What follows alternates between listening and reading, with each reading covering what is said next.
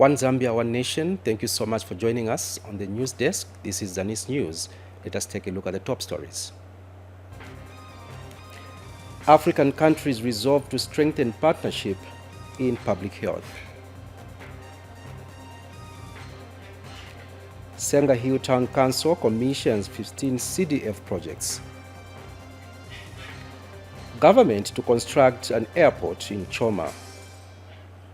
And over 500 youths empowered. With the news in detail, my name is Amos Zulu. President Hakainde Hichilema has thanked the United States government through the Center for Disease Control and Prevention, USCDC, for the continued support to the country's healthcare service delivery. President Hichilema says Zambia has continued to benefit from the support from CDC, which has helped the country reduce the disease burden, thereby improving the welfare of the people. Michela Lubinda reports that the head of state said this at State House in Lusaka when a delegation from USCDC, led by its Principal Deputy Director, Nev Shah, paid a courtesy call on him.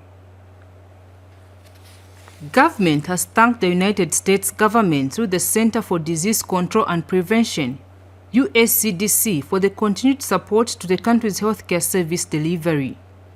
Zambia has continued to benefit from the support of CDC, which has helped to reduce the disease burden, especially towards the fight against HIV and AIDS, where over 55% of the 1.2 million people on HIV treatment in Zambia are being supported.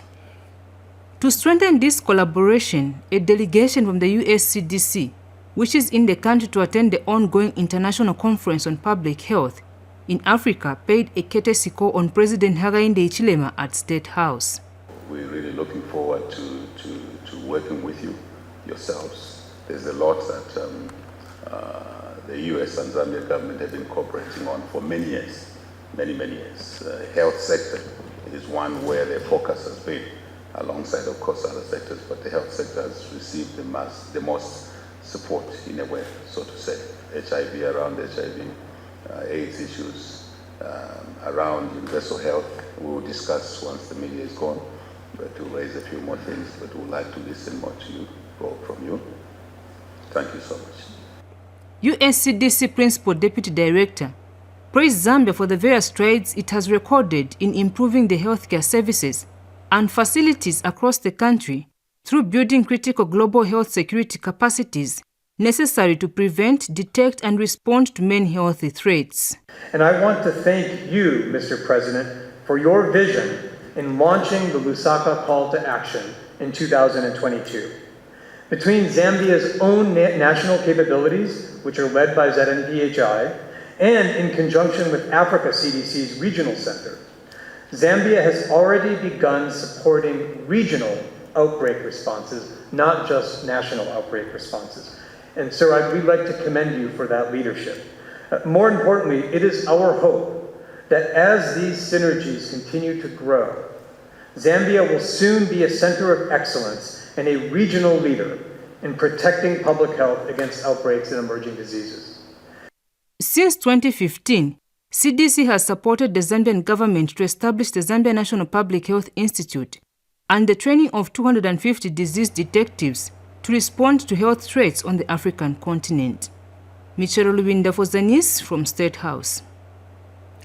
And the third International Conference on Public Health in Africa has entered its second day with a call on African countries to unite and invest in public health.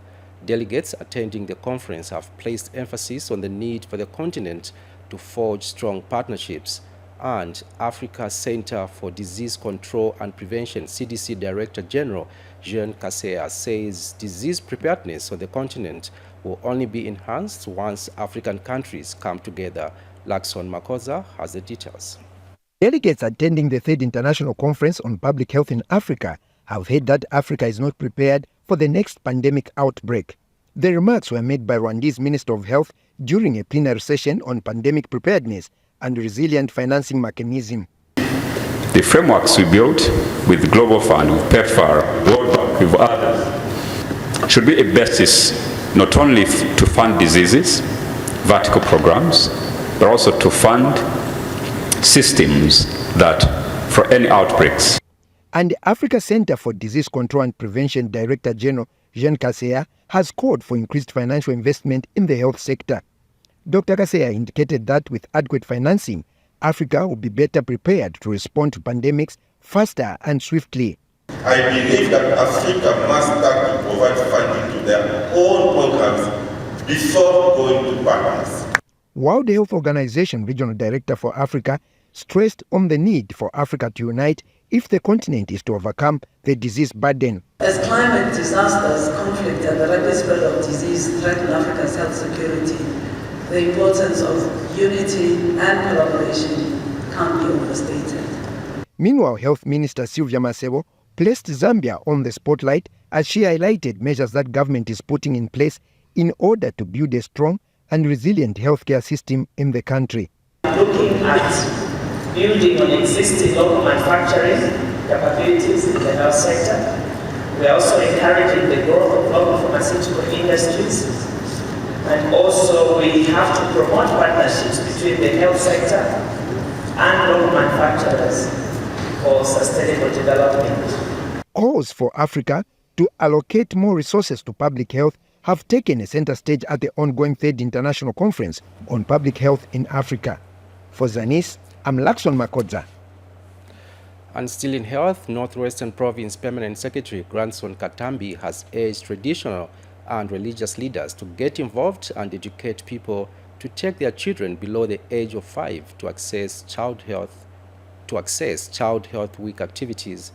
Colonel Katambi said this in a speech read on his behalf by his deputy Tredson Mulofwa during the flagging off of the Child Health Week.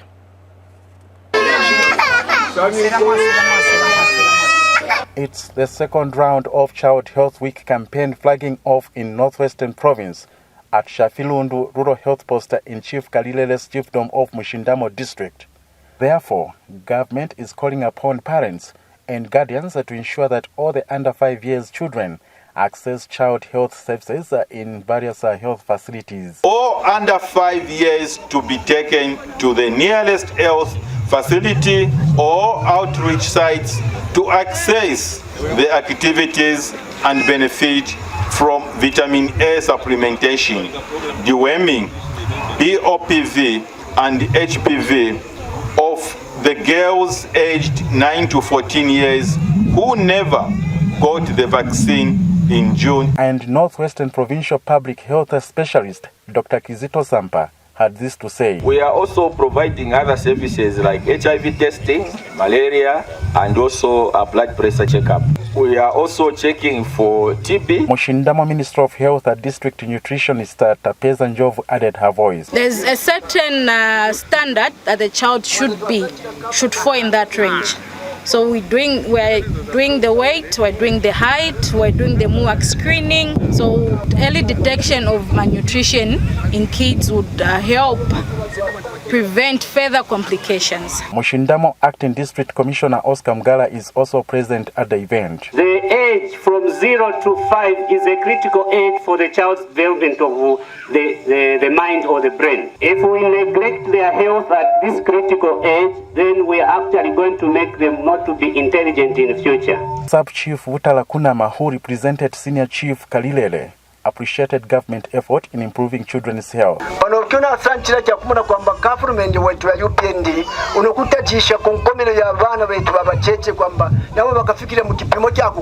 Reporting for Zanis in Mushindamo District, Northwestern Province, I am Hemit Hachilonde. Now, Gender Division Permanent Secretary in the Office of the Vice President, Maika Kabika, has called for the concerted efforts in the fight against gender-based violence, GBV, and Secretary to the Cabinet, Patrick Kangwa, says government will not allow any single GBV case to go unpunished. The duo was speaking during the gender-based violence symposium held at Pamozi Hotel in Lusaka. Bethias Mutale filed in this report. It is becoming a common occurrence and an everyday thing. Barely a day passes in Zambia without the report of a case of violence against women, whether in a rural or an urban setting. It is widely believed, however, that many cases go unreported and the numbers keep going up. Gender-based violence, GBV, in Zambia takes the form of physical, mental, social or economic abuse, sexual or psychological harm, and suffering to the victim. This is the reason stakeholders have gathered here in Lusaka for a symposium to discuss ways of eliminating the vice, and were welcomed by Gender Division Permanent Secretary Mainga Kabika.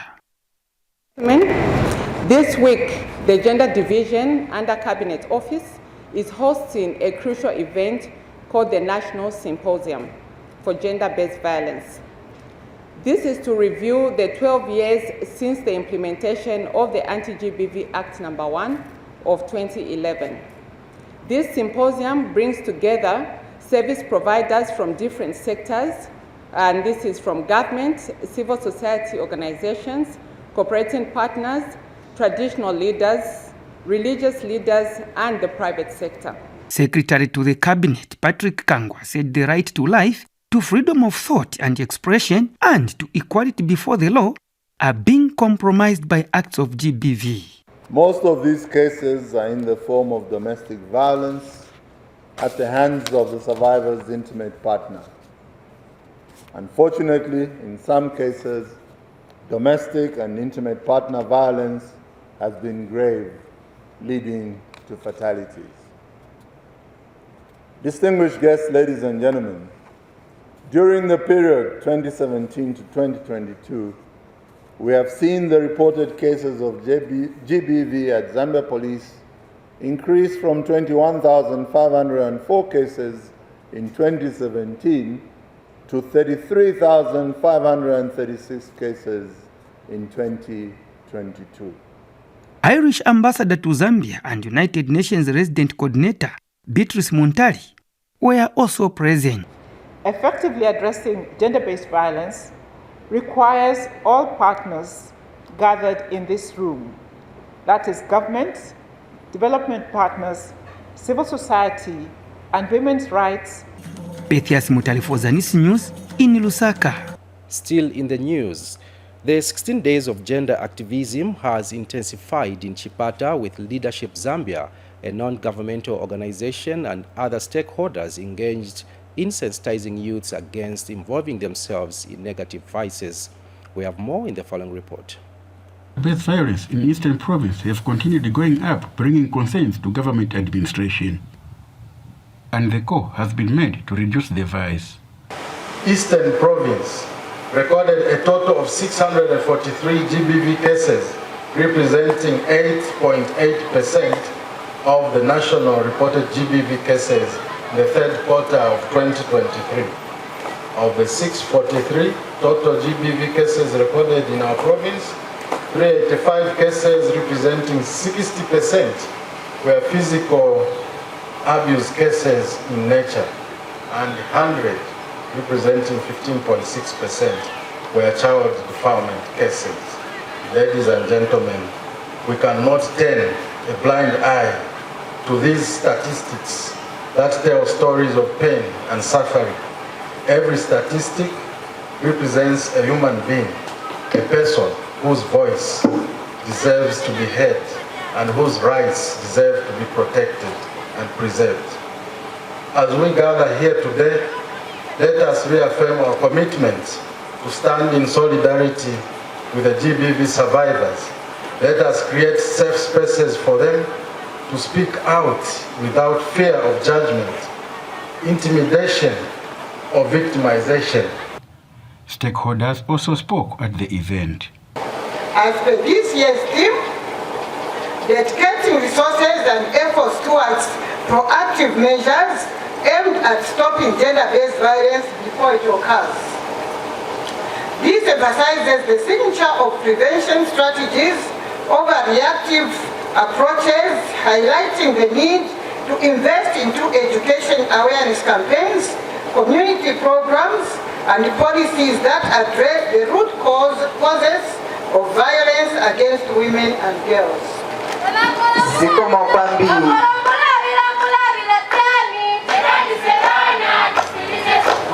Stephen Mukobeko, Zanis, in Chipata, Eastern Province. Meanwhile, Central Province has recorded over 9,000 teenage pregnancies from various health facilities between January and November 2023. Still in the news, government says it is waiting for legal experts to study the circumstances of the law and its subsequent verification as to whether former President Edgar Lungu obtained money by false pretenses when he got his retirement benefits. Minister of Information and Media Cornelius Mwetwa says government is in receipt of a letter which the former head of state wrote concerning his retirement from active politics. Speaking during a press briefing in Lusaka, Mr. Mwetwa, who is also a chief government spokesperson, says the law states in Cap 15 of the Constitution of Zambia on the former president's benefits Act that access to the benefits demands one retires from active politics. Mr. Mwetwa further clarified that there is no law that compels the president to declare his assets. The minister was reacting to some sentiments that British High Commissioner to Zambia, Nicholas Woolley, made in Livingstone, where he expressed a desire that it would be nice for President Hakainde Hichilema to declare his assets and liabilities annually. Mr. Mwetwa, however, said President Hichilema already declared his assets and liabilities to the Electoral Commission of Zambia, ECZ, when he contested as a presidential candidate. The government Republic of Zambia has no intention whatsoever, as I speak, of prosecuting President Edgar Chagwa Lungu, former president of the Republic of Zambia. What the government of the Republic of Zambia has done is to wait for legal experts to study the circumstances of the law and its subsequent ramifications, where, as by law required in terms of Cap 15, the former President's Benefits Act, that for one to access those benefits, such a one must retire from active politics. Meaning, if you don't retire, you don't qualify to access those benefits. In 2016, the previous government amended the Constitution to remove Article 34, Sub-Article 5B, which required public publication of such declaration of a president's assets and liabilities. That is the law as it stands today. So clearly you can see that that rushed amendment of the Constitution in 2016 has brought about a lot of challenges to governance. But the law is what it is at a particular moment and not what it ought to be.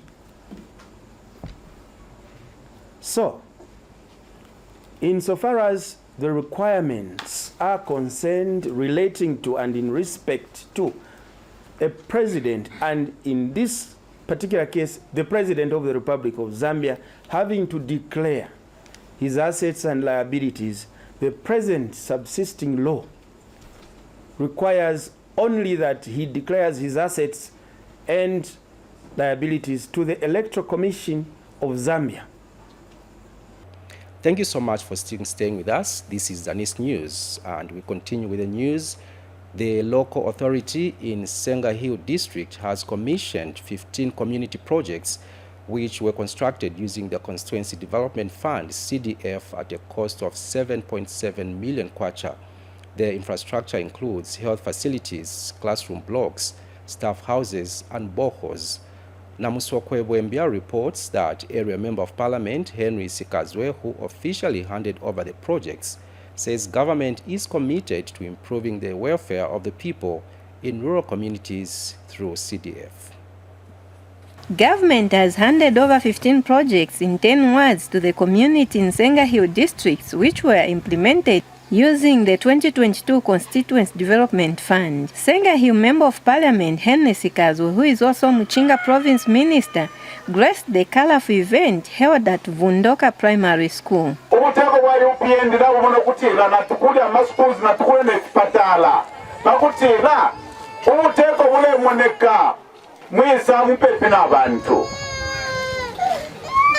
Ukufuma mu 2021 2022 indalama shasite fosho batupera kuno kusenga mushakwena tashire moneka na twimbe fishime fingi sana muno musenga na kula konchoko tumena kuti ramesha lefwai kwa uko turumwana kuti amaskulu ya lefwai kwa nefipatala tuletwala. Director of Works at the Senga Hill Town Council explains the scope of work.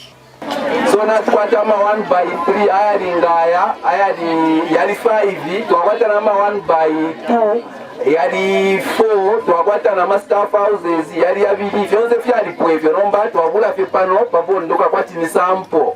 Both the District Administration and District Education Board Secretary are elated with the gesture.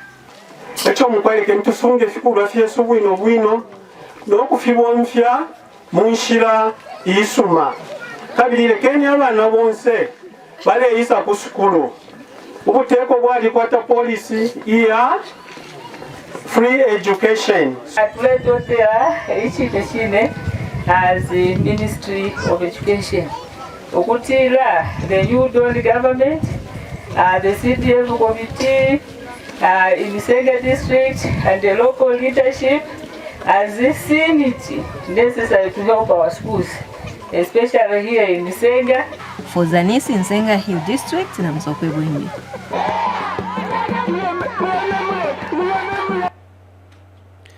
Government has started renovating a 1x2 classroom block at Kasosolo Secondary School in Chisamba District.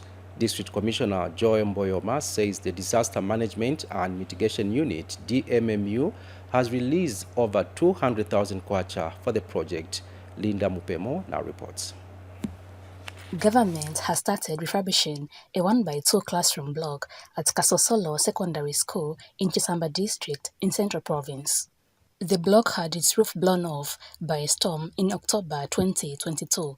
The Disaster Management and Mitigation Unit has allocated over 200,000 kwacha to the project. Chisamba District Commissioner Joe Mboyoma has inspected the works. 292,000 kwacha to deal with roofing and improvement of the 1x2 classroom block. So with that fund, we are going to see an improved structure, improved 1x2 classroom block, which will provide better learning environment to the children. Chisamba District Education Board Secretary says the development will increase classroom spaces at the school. The roof was blown off, only 2 classrooms remained against grade 8 to 12, that is 5 classes. So it brought a lot of pressure. The contractor has promised to complete the project on schedule. But we are here to lift the standard of this school. We should be finishing this coming weekend. If not, Monday, Tuesday next week, we should be done. Because as I've said, we have done about 40% of the works. Meanwhile, 2 other classroom blocks at the same school have also had their roofs blown off by a storm. Linda Mupemo, Zanis, in Chisamba. Still in construction news, construction of concrete roads at Ndola Teaching Hospital are almost complete. The roads, which were in a poor state, are being worked on by hospital management in collaboration with cooperating partners in the district. The rehabilitation of the road network at Ndola Teaching Hospital on the Copperbelt province has taken shape to improve the environment of this hospital, which was in a bad state. Hospital management, working with the community members, friends of Ndola, Chief Chwala, members of parliament in Ndola, have managed to put up this concrete road to improve the working environment of this institution, which saves lives of many people. Speaking at the handover of pavers by Mei, a Chinese company in Ndola Teaching Hospital medical superintendent appreciated the donation, which will help in beautifying the surrounding of this hospital. The concrete road and the paved car park is going to positively impact on the social welfare of the healthcare workers, but also the patients. Because previously, when the road was not in a good shape, and for those that come in, they are pregnant, for those that have got wounds, it was basically not helping our patients. It was basically not a good situation. Mei representative is also happy to be part of the companies that are helping to contribute materials for the rehabilitation of this hospital. It has been running for a long time, and it is our pleasure that we have been given this opportunity to be a part of this undertaking. With those few words, actually, we say we are ready, we are open, and any assistance that friends of Ndola Teaching Hospital, our doors are open, and we are willing to. Chief Chuala of the Lamba people is happy to be associated with the program to solicit for support to help the hospital. You know, this hospital was dilapidated like any other hospital. So in order to complement government efforts, they thought about bringing this group on board to help management, not in decision making or not in the running of the hospital, but in ensuring that we come on board and ensure that this hospital looks better. Ndola DC Commissioner Joseph Pili has urged other well-wishers to continue helping the hospital. Because Ndola Teaching Hospital is not for Ndola residents only. People coming from Kitwe, even as far as Ruapula, Northern Province, they come for this hospital. So our appeal is that even those that have not yet come on board, we are asking them to come on board to make sure that we finish the project. Even to Mei, who has come today, we will still continue appealing to them that if there is anything that they still want, they feel they can donate to this hospital, let them do so, because we still have a lot of things that we need to do. Construction works of the concrete road and the works for laying these pavers have continued to help improve the environment of this hospital, which has been a source of concern to patients and health workers. Tovini Ngombe, Zanis, Ndola. Tovin Ngombe with that report. Now, one of the stories making headlines in our news from Southern Province, where Provincial Minister Credo Nanjua says government has set aside funds to construct an airport in Choma next year following the identification of land.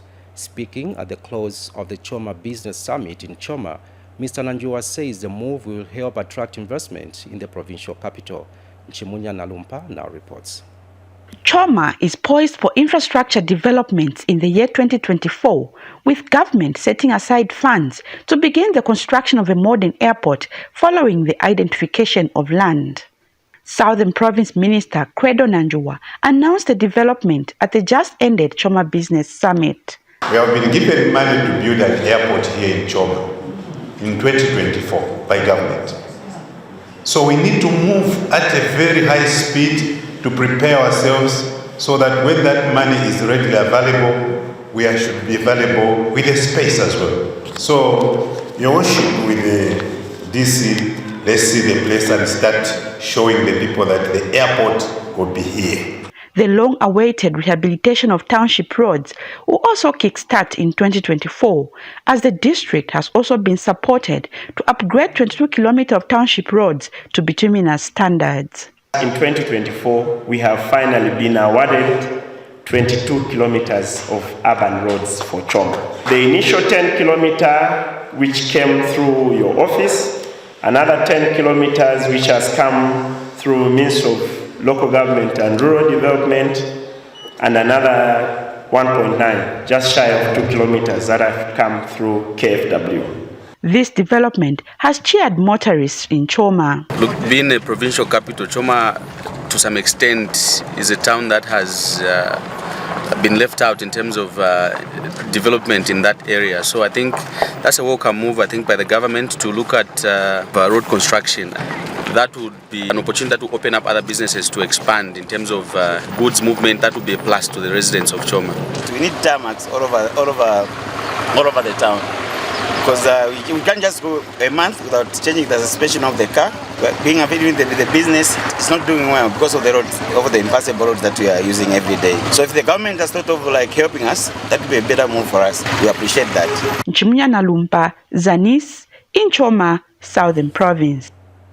In other news, Copperbelt Province Minister Elisha Matambo has called on young people to take advantage of government programs to better their lives. Mr. Matambo said this when he officiated at the handover of equipment to 60 vulnerable youths who underwent training at the Zambia National Service training centers in Eastern and Copperbelt provinces. Lastly, in our news, the community-based natural resources management says Zambia has become a more favorable space for setting up forests and natural resources management for carbon trading. CBNRM chairperson Rogers Lubilo says this is a good indication towards achieving sustainable natural resources management promotion that benefits the community. Dr. Lubilo has since called for concerted efforts in promoting natural conservation programs that have positive benefits to the community, such as infrastructure development. Dr. Lubilo said this in Lusaka during the opening of the CBNRM 7th conference. And Community Resource Board President George Tembo said there is need for all chiefdoms in Eastern Province to be included in the carbon trading and add value to the infrastructure and livelihoods of people that depend on natural resources for survival. Meanwhile, Chieftainess Muwezwa of the Ila people of Itezitezi has thanked CBNRM for the initiatives to engage traditional leaders in the protection of natural resources in the country. And on that note, we end the news. But before we go, here's a reminder of the top stories. African countries resolve to strengthen partnership in public health. Senga Hill Town Council commissions 15 CDF projects. Government to construct an airport in Choma. And over 500 youths empowered. Thank you so much for joining us on behalf of the entire production team. My name is Amos Zulu. Bye for now.